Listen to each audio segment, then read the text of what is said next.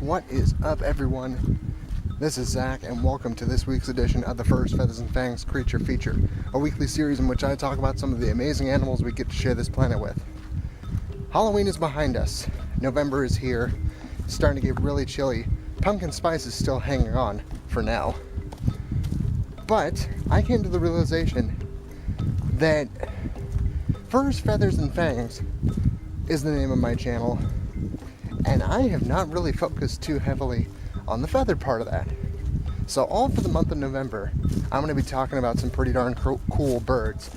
And starting off that list is one that really I could have put back in October with these spooky critters, but I stand by the decisions that I made. So this week we're going to be talking about owls. So as I was walking along the path, I came upon this sort of Lord of the Flies type structure here. Whoever made it, I give him a B+. This is great. What if it was Sasquatch? Spooky, unexplained wooden structures aside, I came out here to talk about owls. Owls, as you probably guessed, are birds, and they are members of the raptor family. Now, when I say raptor, that means birds of prey, birds that actively hunt for their food. These include owls, eagles, hawks, falcons.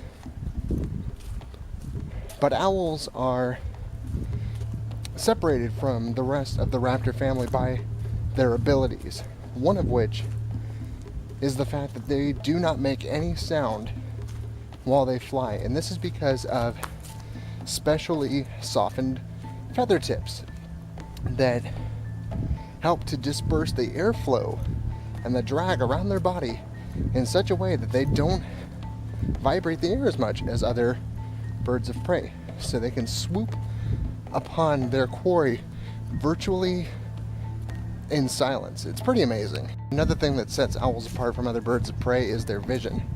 They have binocular eyes, meaning that both eyes are focused forward, and they have tremendous long distance vision capabilities. Now, they are incredibly nearsighted though, so if anything is close up to them, they see it really blurry. But if they're sitting in a treetop looking out over a field looking for their quarry, they can pinpoint it with great accuracy at great distances. Now, their eyes aren't like ours. They're not spherical eyes, they're tubular eyes. And this, while giving them great vision, means that they can't move their eyes independently in the eye sockets. So, owls have adapted with super flexible necks that they can actually turn their head a grand total of 270 degrees. Kind of gives you a neck ache. Now, this is contrary to popular belief that owls can turn their head a full 360. That's just not true. It's not possible. They'd end up snapping their necks, and it wouldn't be pretty. We'd have no more owls. Now, when an owl has located their prey, either with their eyes or with their exceptional hearing. Speaking of their hearing, did you know owls have asymmetric ears? That means that their ears are in a different position on their head. Humans and most other animals have symmetrical ears, meaning that our ears are positioned the same on the left side as the right side. Owls, that's not the case. One ear may be lower, one ear may be higher, one ear may be a little further back, and their ears are not the same size. This helps them pinpoint their prey. Even if they don't get a chance to look at it, they can use their ears like radar dishes and zoom in on wherever their prey is coming from. Once they have it pinpointed, an owl can leap from the tree and swoop down, like I said, silently, and it'll extend its feet out, and it has 2 toes facing forward, 2 toes facing backward, each armed with very sharp talons or claws. And they can use those to get a stronger grip than other birds of prey, and they can take down and secure their prey before taking it back to their roost. Like all other birds, owls do not have teeth. They just have their beaks. This means that they can't chew their food. If a prey item is large enough, they can rip it into smaller chunks and gulp it down. But usually, an owl will go after something the size of a mouse or a vole. And in that case, the prey item is swallowed down whole. Now, the owl's stomach can only digest the skin and the flesh. It can't digest fur, bones, or teeth. So what happens is after the meal is good and digested, the owl will secrete a compacted pellet, is the term they like to use, an owl pellet. And it'll be compacted hair and bone and teeth, and it'll regurgitate. Now, I myself, when I was in 6th grade, and I'm sure a lot of other young students out there, we got to dissect one of those little bits of owl barf, and it was fun picking through, finding all the little bits in there, recreating the tiny creature. Disgusting, but awesome. There are around 180, and by some estimates, up to 220 species of owls around the world. They inhabit every continent except Antarctica, and are found mostly in northern latitudes. But they are very widely dispersed for bird species. They even have owls up in the Arctic. This fella here, the snowy owl, is one of the larger owl species, and it lives in northern parts of Canada, Russia, Norway, Sweden, Greenland, and that white coloration helps break up their outline. Now, not only against the snow, but against the sky, which is usually cloudy and white. So their prey, in theory, would have a tougher time looking up and seeing the owl coming. And by the time they realize it, too late. Did you know not all owls make the iconic hooting sound? In fact, owls can make noises ranging from barks, screeches, whistles, hisses, even screams. I wonder. Check that out, folks. Go on YouTube, see if you can find an owl screaming. Bet you that's lovely. Some other owl species that you might know are the great horned owl. That's usually most associated with an owl. One of the most associated with an owl. The screech owl and the barn owl. Barn owls being perhaps the most common. And they are actually one of the more beneficial to us as humans.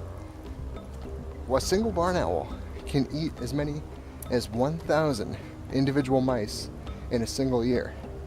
Now, what that means for us is that there are less mice and rats to eat our crops, and farmers will encourage barn owls to live on their property in specially designed owl boxes. Think a really big birdhouse. And that is an ultra eco-friendly way to protect their crops. Now, while most owls are nocturnal, meaning that they will be awake at night and do all of their hunting at night, some owls are in fact diurnal, meaning they will be active during the day. A great example of this is the burrowing owl, this cute little guy here. Burrowing owls get their name because they will dig their own burrows, or if they are particularly savvy in the real estate market, they will actually invade prairie dog towns and use the tunnels and burrows that prairie dogs have dug, and they will call that home. I guess it makes sense if it's already there, right? Location, location, location. Interestingly enough, burrowing owls have been observed for years collecting the dung of other animals and piling it around the entrances of their burrows. And nobody quite understood this until they put two and two together. Burrowing owls love to eat dung beetles. So what they were doing by piling all of the droppings of other animals around their burrows, they were baiting in dung beetles that they would then pop their heads out of their burrows, bam, and they'd have a really easy meal. Pretty darn smart if you think about it. And I'm surprised it took scientists that long to figure out that that's why they were gathering all of that stuff. Owls are often associated with witchcraft and wizardry, but they are also seen as symbols of wisdom, and this is thanks to our friends the ancient Greeks. The Greek goddess Athena, goddess of wisdom, had an owl as her companion. So owls were associated with wisdom, with learning, but Athena was also the goddess of war. So ancient Greeks used to have banners that had owls on them. And if they were victorious in battle, they would return to their cities waving the owl banner, signifying that they had victory.